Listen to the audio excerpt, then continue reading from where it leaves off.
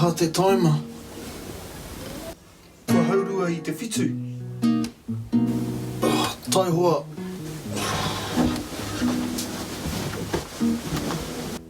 Kia tere, kei tūreiti tāu.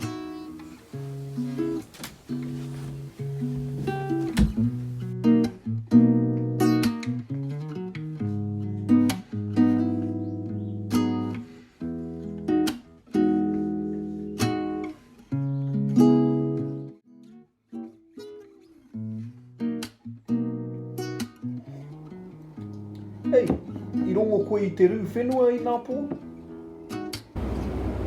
Kau, I nā hea? I te 5 miniti ki te tahi karaka? Kau? He tino kaha. I ko tahi miniti pēr te roa. Nuku ana. Ai. Ne. I au taku moe I nā pō. So just a little reminder here too that if you start your sentence with E, you're referring to a time in the past. And in this case, when we start our sentence with ka, we're referring to time in the future.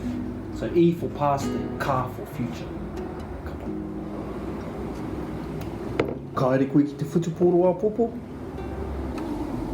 Ai, he aha te wā. A te haurua I te tekaukaraka. Ka tīmata.